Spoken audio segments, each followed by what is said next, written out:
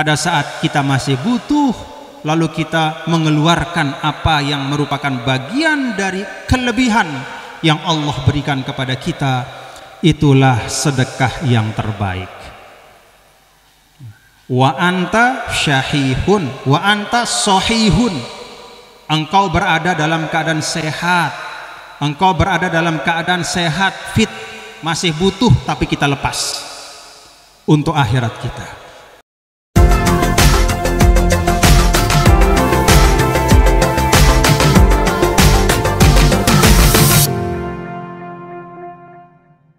Bismillah wa bihamdih. Assalamualaikum warahmatullahi wabarakatuh.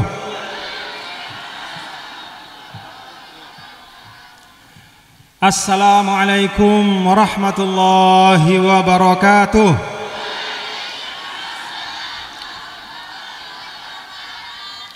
Assalamualaikum warahmatullahi wabarakatuh.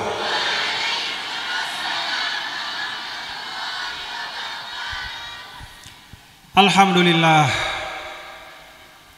alhamdulillahi rabbil alamin, ar-rahmanir rahim, maliki yaumiddin, iyyahu na'budu wa iyyahu nasta'in. Wassalatu wassalamu ala sayyidina maulana Muhammadin sayyidil anbiya'i wal mursalin wa ala alihi wa sahbihi wa man tabi'ahudahu ila yaumiddin. Allahumma aslih ummata Muhammadin sallallahu alaihi wasallam wa farrij an ummati Muhammadin sallallahu alaihi wasallam warham ummata Muhammadin sallallahu alaihi wasallam wanshur wahfaz wa ayyid nahdatal watani fil alamin wa ammir nahdatal watani ad-diniyatal islamiyyata ala madhhabi ahli sunnati wal jamaati ila yaumiddin bihaqqi Muhammadin sallallahu alaihi wasallam, amma ba'du.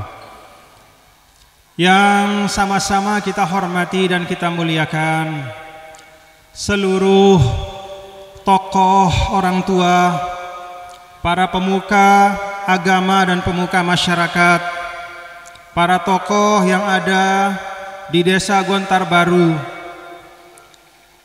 bil khusus hadir bersama kita, dan ini patut kita syukuri, salah seorang tokoh dan sesepuh Nusa Tenggara Barat, yaitu ayahanda Bapak Haji Bonyo Tamrin Rais. Mudah-mudahan beliau dipanjangkan umur, disehatkan oleh Allah Subhanahu wa taala, beserta semua orang tua dan guru-guru kita semua. Al-Mukarram Ketua Umum atau Rais Am Dewan Mustasyar Pengurus Besar NWDI Al-Mukarram Tuan Guru Haji Muhammad Yusuf Ma'mun, beserta para tuan guru yang saya tidak dapat sebutkan satu persatu, semuanya saya hormati dan saya muliakan.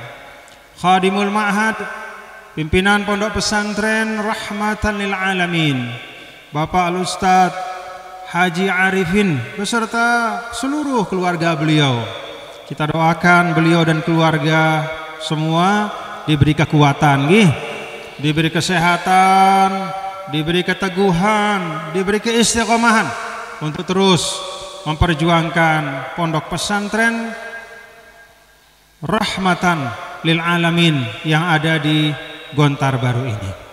Yang saya hormati para tamu undangan, ketua atau kepala biro Kepala Biro Kesra Pemerintah Provinsi NTB, Bapak Asisten 3 Pemerintah Kabupaten Sumbawa, Bapak Perangkat Pemerintahan Daerah, Bapak Camat, Bapak Kepala Desa, dan seluruh tamu undangan yang saya muliakan. Yang saya cintai dan banggakan, para pengurus organisasi, pengurus NWDI yang hadir pada kesempatan ini, baik dari unsur pengurus wilayah, pengurus daerah, khususnya Ketua Pengurus Daerah NWDI Kabupaten Sumbawa, Bapak Haji siapa Pak? Bapak Haji Jamaluddin, ya, tidak pakai Malik, ya, Bapak Haji Jamaluddin saja, ya. Oh, Jamaluddin Maladi. Kita doakan mudah-mudahan beliau ini istiqomah dan tetap semangat untuk membangun NWDI di Kabupaten Sumbawa. Yang saya hormati pula Bapak Haji Mas'un dan semua ya, yang tiang muliakan, semeton-semeton tiang, keluarga-keluarga besar tiang, bapak-bapak dan ibu-ibu, para hadirin dan hadirat sekalian. Ada Bapak Haji Mahmud juga tadi, dan tidak dapat saya sebutkan satu persatu. Ada Al-Ustadz Qori kita tadi juga, beliau yang tadi telah membaca Al-Quran ya, yang semuanya tiang hormati dan tiang muliakan. Yang sama-sama kita banggakan para santri dan santriwati Pondok Pesantren Rahmatan lil Alamin. Kita doakan fatahallahu alaihim futuhal arifin. Mudah-mudahan Allah Subhanahu wa taala memberikan futuh, memberikan pikiran dan hati yang dibuka oleh Allah Subhanahu wa taala selapang-lapangnya untuk mendapatkan curahan-curahan keberkahan, mendapatkan curahan ilmu, mendapatkan curahan hikmah. Amin amin ya rabbal alamin. Bapak-bapak dan ibu, hadirin dan hadirat sekalian, pertama tentu tiang mengajak, saya mengajak kita semua. Alhamdulillah. Syukur Bapak Ibu ya. Syukur Bapak Ibu. Alhamdulillah. Kita bersyukur kehadirat Allah Subhanahu wa taala, dan kesyukuran ini kita jaga. Kesyukuran ini kita pelihara, karena manatul barakah asyukru ala nikmah. Kalau ibaratnya keberkahan itu ada talinya yang mengikatnya, supaya keberkahan hidup itu tidak lepas dari kita, supaya semua nikmat-nikmat itu tidak hanya lahiriah kita yang mendapatkan manfaatnya, tapi batin kita juga, supaya nikmat-nikmat itu membawa kebaikan dan kemaslahatan. Kalau kita punya harta, maka harta itu membawa kebaikan. Kalau kita punya anak, anak itu juga membawa kemaslahatan. Kalau kita dapat jabatan, jabatan itu juga menghadirkan kebaikan dan kemanfaatan. Kuncinya kata para ulama adalah asyukru ala nikmah. Kita bersyukur atas nikmat Allah. Alhamdulillah. Itu yang paling penting Bapak-bapak Ibu. Terlebih pada hari ini dalam suasana bulan Syawal, kita semua baru saja menyelesaikan satu tugas dari Allah Subhanahu wa taala. Bukan sembarang tugas, bukan sembarang kewajiban, tapi satu dari 5 rukun Islam, yaitu menunaikan saum atau puasa pada bulan suci Ramadan. Alhamdulillah, kita sudah lewati itu Bapak-bapak Ibu. Kita syukuri. Mungkin, mohon maaf Bapak-bapak Ibu ya, mungkin bagi kita itu rasanya biasa. Rasanya puasa itu rutin. Setiap Ramadan kita puasa. Tapi coba kita tanya saudara kita yang sudah ada di alam kubur. Kita tanya orang yang karena dia sakit dia tidak bisa puasa. Kita tanya orang tua yang karena uzurnya dia tidak sanggup puasa. Kalau kita tanya mereka yang sudah meninggal, kita tanya orang yang sakit yang tidak bisa puasa, kita tanya orang yang sudah tua sehingga tidak ada tenaganya untuk puasa, maka saya yakin jawaban yang kita terima itu pasti sama. Mereka semua memimpikan, mereka semua berharap, dan bahkan kalau bisa dia bayar supaya dia bisa menikmati puasa pada bulan suci Ramadan. Kita alhamdulillah dalam keadaan sehat walafiat, kita sudah selesaikan Ramadan kita. Doa kita mudah-mudahan semua amal-amal ibadah kita pada bulan suci Ramadan diterima oleh Allah Subhanahu wa taala. Mudah-mudahan menjadi amal saleh Bapak Ibu ya. Mudah-mudahan amin ya rabbal alamin.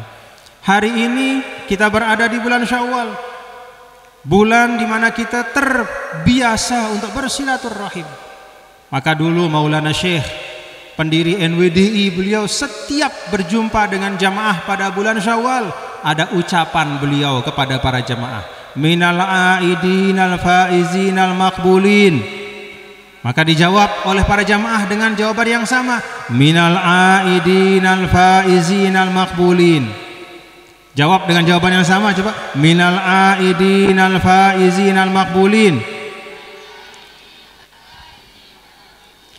Itu ucapan menunjukkan kita satu hati. Itu ucapan penanda bahwa kita telah saling memaafkan. Itu ucapan yang di dalamnya juga doa supaya apa yang kita lakukan pada Ramadan dikabul oleh Allah Subhanahu wa taala dan kita kembali dalam keadaan bersih, suci, siap untuk melaksanakan tugas-tugas kekhalifahan di atas bumi Allah.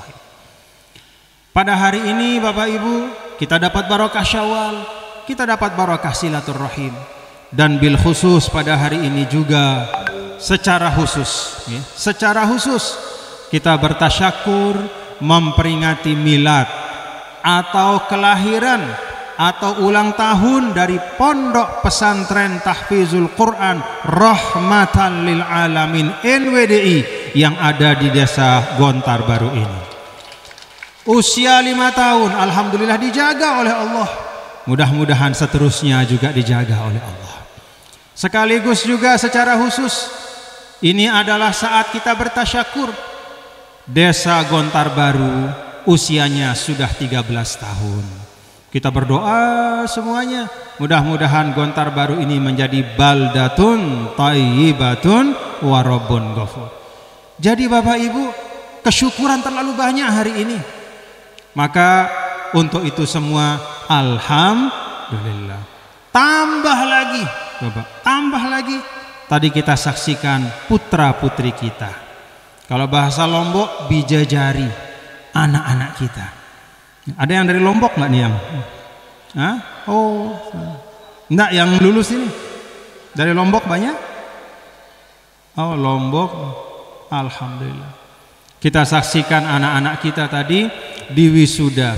Ada yang hafal 30 juz, masya Allah. Masih muda anak kita, hafal 30 juz. Ada yang hafal 20 juz. Ada yang hafal tadi 15 juz, ada yang hafal matan jurumiyah, ada yang hafal arba'in nawawiyah.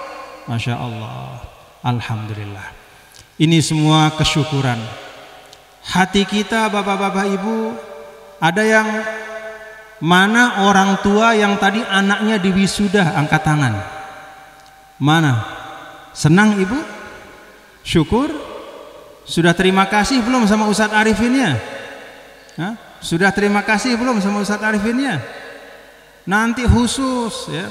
Kalau cara dari dulu Al-Maghfurullah Maulana Syekh ya, mengajarkan kepada kita semua para santri bahwa salah satu jalan untuk anak-anak kita mendapatkan berkah ilmu ketika dia menuntut ilmu adalah kita sebagai orang tua berusaha menyenangkan hati gurunya. Jadi kita orang tua menyenangkan hati gurunya dengan cara apa? Kita silaturahim datang, kita sampaikan ucapan terima kasih. Ustadz, alhamdulillah berkat bimbingan Ustadz anak saya menghafal Quran. Itu adalah tabungan yang istimewa untuk kita sebagai orang tua. Alhamdulillah Gontar Baru ini jauh dari keramaian, tapi kita saksikan hari ini ada puluhan santri-santriwatinya diwisuda sebagai penghafal Al-Quran. Bapak-bapak Ibu, itu yang pertama kita syukur. Yang kedua, Bapak Ibu tadi menyimak apa yang disampaikan oleh Ustadz Arifin? Menyimak enggak? Yang disampaikan oleh beliau proses. Sampai nangis tadi beliau bercerita bahwa hari ini bukanlah hasil kerja semalam. Apa yang kita saksikan ini bukan hasil dari pekerjaan sekejap, tapi ini melewati proses yang panjang. Proses yang panjang yang tidak hanya bernilai dari sisi proses saja, tapi dalam proses itu ada kebaikan-kebaikan. Di dunia ini kita harus berproses, kata orang, benar. Tapi proses itu ada dua macam. Ada proses yang baik, ada juga proses yang tidak baik. Ada proses yang indah, ada juga proses yang buruk dan tidak, yang jelek. Alhamdulillah, Tadi kita simak dari beliau, Masya Allah, tabarakallah, apa yang dilewati oleh Pondok Pesantren Rahmatan lil Alamin ini, alhamdulillah adalah proses yang baik dan indah. Kita dengarkan bagaimana dari awal ya, didirikan TPQ, dan memang benar salah satu asas kita ketika mulailah dengan yang terbaik. Jadi kalau kita membangun sesuatu atau melaksanakan sesuatu, mulailah dengan sesuatu yang paling baik dari apa yang bisa kita lakukan. Dan bagi seorang muslim, salah satu dan bahkan yang paling baik dari apa yang kita bisa mulai adalah dengan memulai sesuatu yang berasaskan Al-Quran. Maka didirikan tadi Taman Pendidikan Al-Quran TPQ. Itu proses yang benar. Lalu kemudian proses itu juga diikuti dengan doa dari orang tua beliau, dukungan dari orang tua, sehingga proses yang benar dan baik itu menjadi semakin indah. Tidak hanya dukungan dari orang tua berupa doa, bahkan kemudian orang tua mewakafkan tanah. Dan orang tua yang mewakafkan tanah ya, ayah beliau yang mewakafkan tanah, itulah orang yang cerdas. Apa kecerdasan kalau dalam ukuran Islam? Siapa orang yang cekat kalau dalam ukuran Rasulullah sallallahu alaihi wasallam? Nabi katakan, al-kayyisu man dana nafsahu wa amila lima ba'dal maut. Orang yang cerdas, kata Nabi, itu punya dua ciri. Ciri yang pertama, dana nafsahu. Dia berusaha mengendalikan dirinya. Kalau ada orang memprovokasi, menghina dia tidak terdorong emosi. Dia tahan diri. Kalau ada peluang, karena jabatannya dia bisa melakukan sesuatu yang haram, mengambil yang bukan haknya, mengambil hak rakyat, dia tahan diri, dia kendalikan diri. Dia ingat bahwa kalau sesuatu itu saya ambil, saya dapat sesuatu itu hari ini, tapi nanti berat pertanggungjawabannya di akhirat. Dia tahan diri. Itu orang cerdas, orang yang mampu mengendalikan diri. Yang kedua, kata Rasulullah SAW, wa amila lima ba'dal maut. Orang yang hidupnya di dunia dia gunakan untuk menyiapkan, mencari bekal supaya nanti hidupnya di akhirat bisa aman dan nyaman. Jadi dia hidup di dunia ini tidak hanya memikirkan hidup dunia saja, tapi dia mikir nabung. Dia berpikir bagaimana agar kelak pada kehidupan yang panjang sekali itu, mulai dari alam barzah yang entah kita tidak tahu berapa lamanya kita di alam barzah. Apa itu alam barzah? Alam kubur. Kalau hari ini kita meninggal, maka kita akan berada di alam kubur sampai hari kiamat. Coba berapa panjang sampai hari kiamat? Ada yang tahu kapan kiamat datang? Kalau ada orang meninggal 10 tahun yang lalu, berarti sudah 10 tahun dia di alam kubur. Dan sama seperti di dunia. Di dunia kita butuh makan, di dunia kita butuh minum, di dunia kita butuh istirahat. Di alam kubur, di alam barzah itu kita juga butuh, istilahnya butuh makan minum dalam makna yang sesuai dengan alam barzah. Kita butuh bekal, kita butuh sesuatu yang bisa membuat kita tenang di alam barzah. Dan bekal alam barzah itu tidak bisa kita cari nanti di alam barzah, tidak ada. Bekalnya hanya bisa kita siapkan sekarang di dunia. Sekarang, bapak-bapak ibu. Maka Nabi kita yang mulia, Nabi besar Muhammad sallallahu alaihi wasallam sampaikan, orang yang cerdas pertama yang mampu mengendalikan diri dengan baik dalam situasi yang bisa menyebabkannya lupa diri, dia tahan diri dan tetap ingat kepada Allah. Lalu yang kedua, dia hidup di dunia dengan berusaha amila lima ba'dal maut.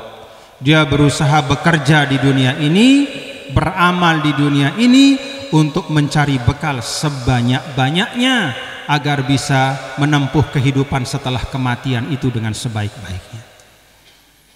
Nah, tadi kita dengar, kita simak bapak-bapak ibu, orang tua beliau ini alhamdulillah mewakafkan 1,5 hektar. Untuk apa? Untuk pendidikan, untuk dakwah. Hasilnya kita bisa saksikan hari ini. Maka setiap anak-anak yang belajar Al-Quran di tempat ini, anak yang menghafalkan matan jurumiyah, anak yang menghafalkan hadis arba'in nawawiyah, anak yang belajar ilmu yang bermanfaat, belajar keterampilan yang berguna di tanah ini, maka almarhum dan almarhumah orang tua beliau yang telah mewakafkan tanah ini, insya Allah akan mendapatkan aliran pahalanya. Masih hidup? Apalagi itu lebih pintar lagi, ya, lebih pintar lagi. Kenapa orang yang kalau masih sehat dan masih hidup itu berlipat kepintaran dan ganjarannya di sisi Allah Subhanahu wa taala? Apa kata Rasul sallallahu alaihi wasallam? Sedekah yang di dalamnya itu wakaf, infak, apapun namanya, memberi bukan untuk diri sendiri, dalam bentuk wakaf, dalam bentuk infak, dalam bentuk sedekah. Yang paling baik kata Rasul sallallahu alaihi wasallam adalah pada saat seorang itu berada dalam keadaan syahihun. Apa arti syahih? Dia sendiri masih butuh harta itu. Kalau kita masih sehat, masih butuh harta enggak Bapak Ibu? Nih, Ina, sida pada saat sida sehat masih butuh kepeng atau enggak? Hah? Masih? Untuk apa kepeng deh? Hah? Ya, beli kakanan, beli jaja, beli kerudung, beli gincu, beli macam-macam. Ya. Masih butuh. Pada saat sida sehat, lalu sida bersedekah, seperti, mohon maaf bukan almarhum almarhumah, tapi seperti orang tua dari beliau masih sehat, dia bersedekah, berinfak, berwakaf. Pada saat masih butuh, dia bisa jual tanah ini. Tadi katanya tanah ini tanah yang tidak subur, walaupun tidak subur ada harganya, masih bisa dijual. Kalau dijual dapat uang, dengan uang bisa beli segala macam. Tapi Masya Allah, pada saat kita masih butuh, lalu kita mengeluarkan apa yang merupakan bagian dari kelebihan yang Allah berikan kepada kita, itulah sedekah yang terbaik. Wa anta syahihun, wa anta sohihun. Engkau berada dalam keadaan sehat, engkau berada dalam keadaan sehat, fit, masih butuh tapi kita lepas untuk akhirat kita. Itu sedekah yang paling baik. Kalau kita sudah tidak bisa bergerak, bapak-bapak ibu, di atas tempat tidur kita tidak bisa bergerak, mau bergerak turun tidak bisa, mau ke kamar mandi harus ditolong, mau jalan keluar juga harus dipapah, kemudian kita bersedekah pada saat itu, bagus atau enggak? Bagus atau enggak? Bagus, pahalanya juga luar biasa besar, tapi tidak sebesar kalau kita bersedekah, berwakaf pada saat kita masih butuh. Karena pada saat masih butuh, di situ ada makna pengorbanan. Allah Ta'ala itu menghitung amal seseorang itu dari apa yang dia ikhlas korbankan, lepaskan. Maka alhamdulillah banyak pelajaran dari pondok pesantren ini bapak-bapak ibu nggih. Nah, karena itu saya mengajak kita semua, mari apa yang dapat kita ambil, ya acaranya bagus ya, kita senang silaturahim pada hari ini, bisa jumpa satu sama lain. Saya tadi berangkat dari Lombok jam 4 pagi dari Mataram, nyebrang jam 6 sampai setengah 8, dikasih sarapan kepala kambing. Di situ tuh Pak Haji Mahmud, mana Pak Haji Mahmud nih? Ya, ternyata Ustadz Haji Arifin menyiapkan kepala kambing juga gitu. Akhirnya kepala kambing yang kedua itu masih nganggur dia di situ. Jadi datang kemari senang, kita syukur, silaturahim. Kalau kita silaturahim niat baik, Allah yang akan cukupkan rezeki kita di perjalanan. Dicukupkan, senang kita. Bersyukur silaturahim. Tapi yang lebih penting dari itu, bapak-bapak ibu, fa'tabiru ya ulil albab, fa'tabiru ya ulil absar. Mari kita ambil pelajaran dari pondok pesantren ini. Kita ambil hal-hal bermanfaat yang kita bisa bawa dalam hidup kita.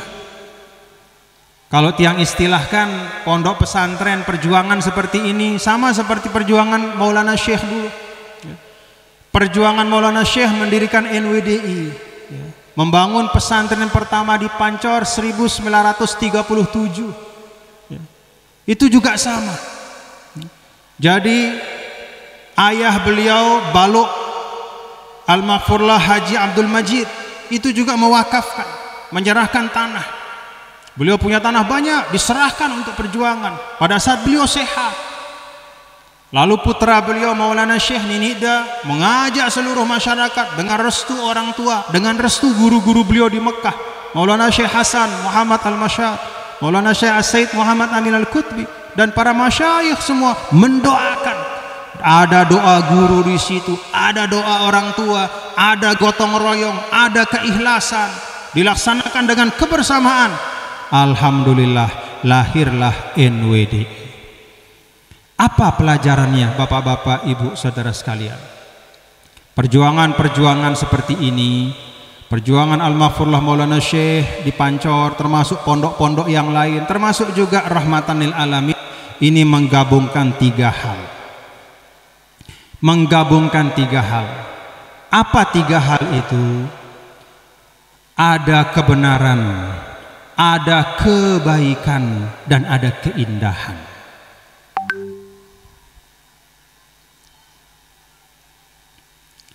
Apa maksudnya Bapak Ibu?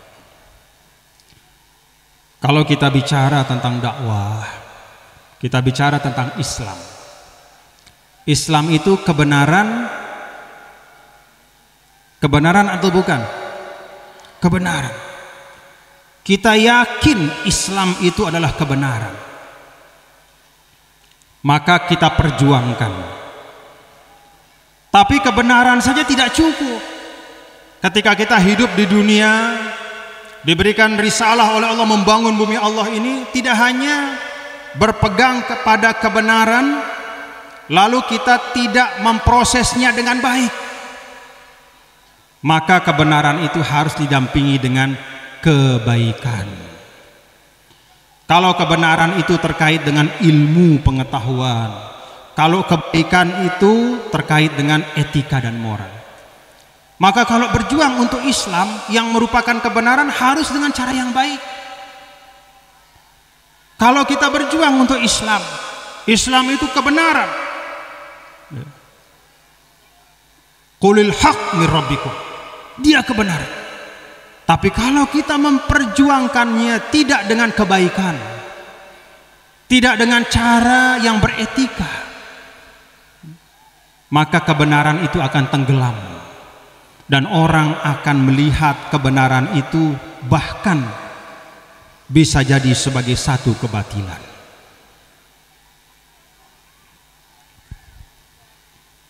Kadang orang, bapak-bapak, ibu, orang-orang di luar sana yang jauh-jauh, termasuk orang-orang Amerika, Eropa, seringkali mereka tidak bisa melihat kebenaran Islam karena kita memperjuangkan Islam itu tidak dengan kebaikan.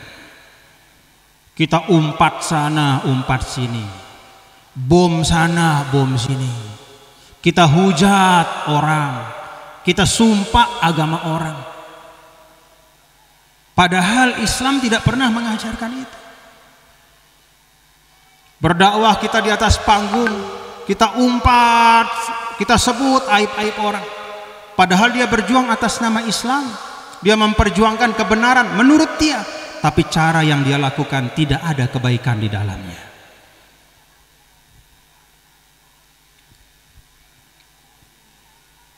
Bahkan Islam mengajarkan Bapak Ibu, tidak hanya kebenaran yang harus diproses dengan baik, di dalam proses itu pun harus tampak keindahan,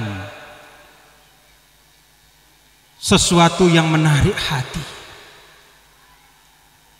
Masjid ini apakah membawa nilai kebenaran? Benar? Kita proses, kita bangun juga dengan cara yang baik, benar? Kalau sudah ada kebenaran, ada kebaikan, maka tinggal tersisa, mari kita tampakkan keindahan. Karena itu menjaga masjid ini supaya tetap bersih, itu bagian dari risalah Islam. Tidak ada cerita misalnya umat Islam yang mengaku sebagai khairul ummah, kemudian membawa nilai-nilai etika yang hebat, membawa nilai-nilai kejujuran, sidik, amanah, tablik, fatonah, tapi ekek. Apa bahasa apa ekek? Bahasa Sumbawanya apa ya ekek? Hah? Kese. Ya. Padahal bolak-balik Rasulullah SAW sampaikan at-tahuru syatrul iman, bersih-bersih, suci itu bagian dari iman, supaya indah hidup kita. Tapi kita biarkan masjid kita kotor, kita teriak Allahu Akbar, kita mengaku pejuang Islam, tapi keindahan rumah Allah kita abaikan. Bukan itu dakwah Islam. Nabi besar Muhammad SAW itu rumahnya sederhana. Karena memang saat itu rumah ya sederhana semua. Yang ada di Madinah itu sederhana, tapi bersih. Tidak ada kotoran, tidak ada najis. Tidak ada najis yang dibiarkan, tidak ada sampah-sampah berserakan, bersih. Masjid Rasulullah SAW di Madinah tidak dibangun dari beton. Dia itu dibangun dengan awalnya itu adalah dari batang-batang korma, baru kemudian oleh sahabat dipasang kayak tanah-tanah begitu. Biasa, sederhana, tapi bersih. Bersih. Itu keindahan.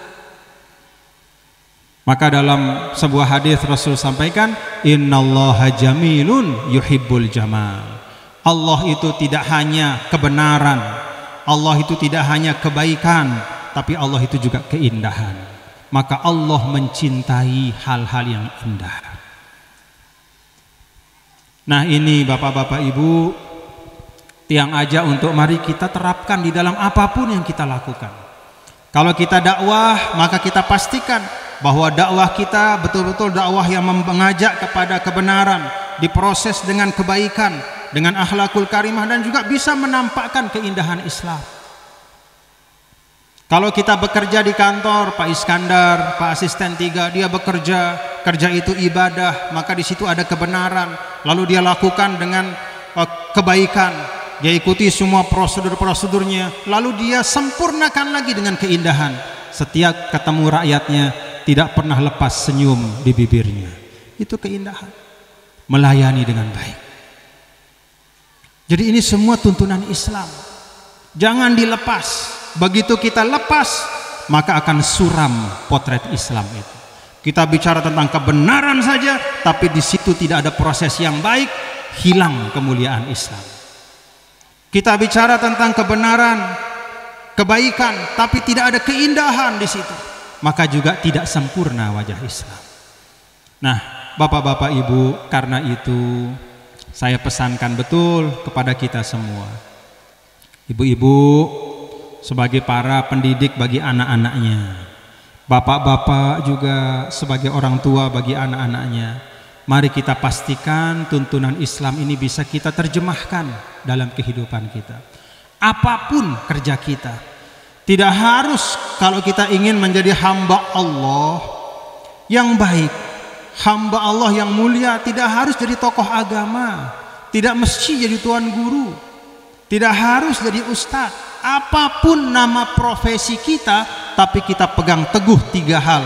Kita tegakkan nilai-nilai kebenaran, kita bawa nilai-nilai kebaikan, serta kita jaga nilai-nilai keindahan itu, maka insya Allah itu semua akan menjadi kemuliaan untuk kita. Apapun yang kita lakukan. Pergi kita ke pasar, boleh berdagang atau enggak Bapak Ibu? Boleh enggak? Boleh, bahkan diperintahkan oleh agama. Karena kata Rasul, Allah Subhanahu wa taala itu ya, Allah Subhanahu wa taala lebih suka ya, tangan di atas. Artinya kita punya rezeki bisa memberi. Kapan kita punya rezeki? Kalau kita ada penghasilan, artinya harus ada usaha. Maka usaha itu bagian dari ibadah. Pergi kita ke pasar berdagang, membawa nilai, oh saya berdagang ini adalah ibadah, itu kebenaran. Lalu kita berdagang juga kita proses dengan baik, kita ikuti akad-akad ya. Ikuti akad-akad dengan tanpa istilahnya tanpa mengambil hak orang ya. Betul-betul kita jaga. Jadi ketika misalnya ada orang sedang nawar, nah kita berdagang nih di sebelah kita, lalu ada orang lagi nawar, kemudian sudah sepakat harganya, kemudian kita panggil, nggak usah di sana, itu mahal, nih beli di sini. Baik atau enggak itu? Baik apa enggak? Hah? Baik atau tidak? Yo, tapi cari rezeki kan? Kan supaya untung. Baik apa enggak? Nah, oh berarti berdagangnya itu boleh, tapi caranya ini tidak benar, ya, tidak baik, caranya tidak baik, ya, melanggar etika agama. Nah, kalau kemudian caranya sudah baik, lalu kemudian berdagangnya sudah baik, ya, nah kemudian tidak ada mengambil hak-hak orang, tinggal bagaimana kita menampakkan akhlak yang baik agar tampak keindahan Islam. Maka Rasulullah SAW mengajarkan jangan teriak-teriak kalau berdagang ya. Jangan kita karena ingin untung lebih sedikit kemudian kita bentak orang. Jangan kita ngangkat suara, biasa saja. Kalau kata Rasul, samhan, lapang hati. Lapang hati, jangan angkat suara, jangan ribut, jangan berkelahi, jangan saling pukul gara-gara uang 10.000, 100.000, tapi ada kelapangan hati. Nah, kalau kita tempuh semua proses itu, maka itulah dagang yang berkah. Nah, ini berlaku untuk semua hal. Pegang nilai kebenaran, proses dengan baik, dan pastikan agar semua proses itu tampak padanya keindahan akhlak Islam. Ini yang dapat saya sampaikan Bapak-bapak dan Ibu, hadirin dan hadirat sekalian. Mudah-mudahan pondok pesantren kita yang ada di tempat ini diberkahi oleh Allah Subhanahu wa taala, benar-benar sesuai namanya, rahmatan lil alamin. Memperjuangkan nilai-nilai kebenaran, menghadirkan nilai-nilai kebaikan, serta juga menampakkan keindahan Islam untuk kebaikan kita semua. Bapak Ibu, tadi sudah disinggung oleh Bapak Asisten, ada banyak sekali hajat bersama kita di NTB. Di Pulau Sumbawa secara khusus ada kegiatan-kegiatan sosial, kemasyarakatan, olahraga skala internasional ya. Sebentar lagi tuh bulan depan di Samota itu ya, ada kegiatan olahraga melibatkan dari luar negeri, mungkin akan datang puluhan ribu orang yang nonton, ramai semuanya. Nah, maka tugas dari kita semua, bapak-bapak, ibu-ibu, saudara sekalian, menjadi tuan rumah yang baik, gitu nggih? Kan itu tanda kita beriman kalau kata Rasul, man kana yu'minu billah wal yaumil akhir falyukrim dhaifahu. Orang yang beriman itu kata Rasul, dia selalu memuliakan tamunya. Maka kita siapkan daerah kita ini, jaga keamanannya, jaga ketertibannya, jaga kondusivitasnya, hindarkan diri dari keributan, perselisihan. Kalau ada sesuatu yang beda, selesaikan dengan cara-cara Islam, musyawarah. Maka kalau daerah kita aman, nyaman, orang akan datang. Dan kita tahu dalam Islam, setiap kedatangan ke daerah kita itu, setiap silaturahim itu selalu menambah rezeki untuk kita semua. Demikian yang saya sampaikan. Aqulu qauli hadza wa astaghfirullah li wa lakum. Wallahul muwaffiq wal hadi ila sabilir rasyad. Tsumma assalamu alaikum warahmatullahi wabarakatuh.